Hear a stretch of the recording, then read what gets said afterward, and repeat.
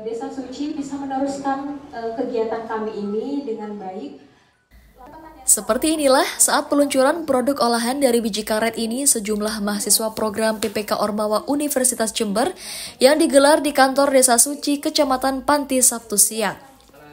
Program ini merupakan upaya kolaborasi bersama masyarakat dalam mengintegrasikan limbah biji karet menjadi produk olahan yang ramah lingkungan berupa snack boska atau makanan ringan.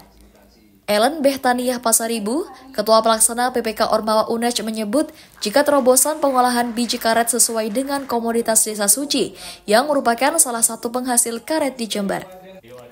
Sehingga biji karet yang hanya dijadikan limbah oleh masyarakat kini mampu menjadi olahan makanan ringan dan mampu mendorong masyarakat menambah nilai ekonomi tinggi.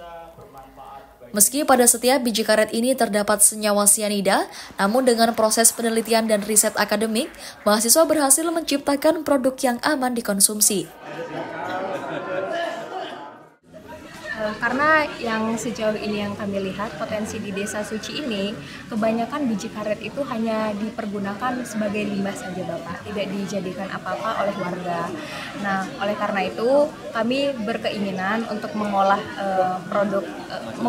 suatu produk dari biji karet ini.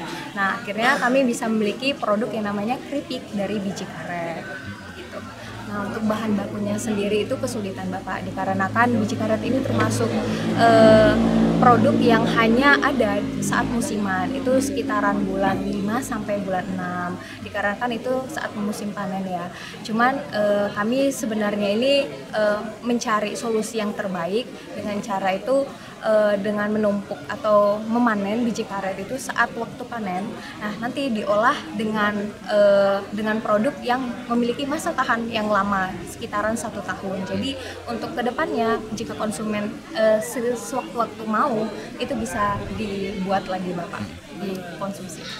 Benar Bapak, ini sebenarnya salah satu hal yang cukup menarik dan cukup memberatkan bagi kami apalagi mahasiswa, karena kandungan senyawa yang ada di biji karet itu adalah sianida. Nah, untuk satu biji karet itu mengandung senyawa sianida sekitar 140-an miligram per satu biji karet. Sementara batas aman manusia di tubuhnya itu mengandung sianida sekitar 130-an miligram.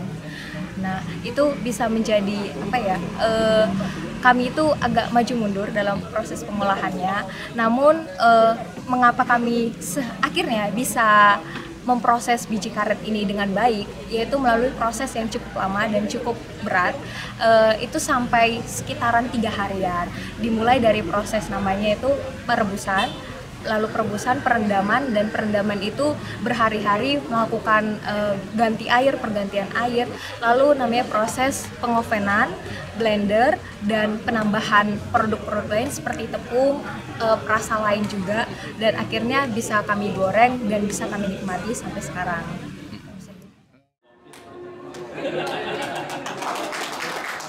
Sementara itu, Yuli Witono, Kepala LP2M UNEJ menyebut meski produk ini melalui riset akademik dan dapat dikonsumsi, namun produk tersebut harus terus berkembang. Seperti halnya, kembali dilakukan pengecekan kandungan gizi, kandungan lainnya, sehingga snack ini menjadi layak sebagai makanan yang food grade.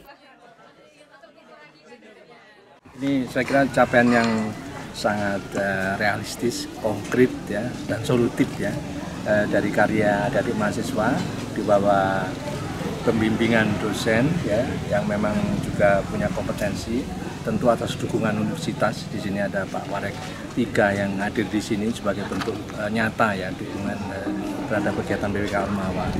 Kegiatan yang menurut saya ini memberikan satu energi besar ya bagi masyarakat, satu kegiatan tapi multiplier effect ya, baik itu untuk meningkatkan kapasitas keorganisasian mahasiswa maupun juga kegiatan ini sekaligus memberikan dampak positif bagi masyarakat, khususnya adalah dalam rangka menyelesaikan permasalahan-permasalahan yang kompleks yang ada di masyarakat.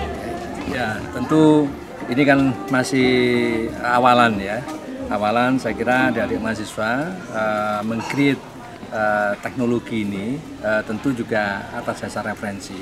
Nah, tentu tidak cukup di sini, nantinya perlu ada pengujian ya, baik dari sisi nutrisi ya, kemudian dari sisi preferensi konsumennya, kemudian dari aspek kemudahan teknologi itu untuk diterapkan perlu tentu kalau dalam kacamata kampus ya perguruan tinggi ini perlu terus dikembangkan ya.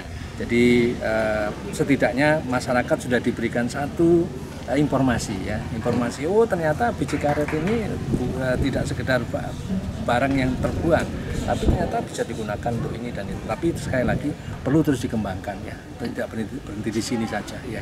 Itu yang kita harapkan, nanti ada pengujian lebih lanjut ya, agar memang makanan ini nanti layak kalau ini sebagai produk makanan yang benar-benar food grade, kira-kira begitu. Tinya ini yang jumbo, ti kan sebenarnya udah kayak. Selain produk snack Boska dari olah biji kopi, mahasiswa PPK Ormawa ini juga meluncurkan produk inovatif Boskati yang terbuat dari limbah kulit kopi. Sehingga pihak kampus UNEJ berharap pada masyarakat setempat untuk terus mengembangkan seluruh produk tersebut dalam meningkatkan nilai ekonomi serta berkembang di lingkungan masyarakat luas. Dari Jember, Yudis Adi, Jember 1 TV, melaporkan.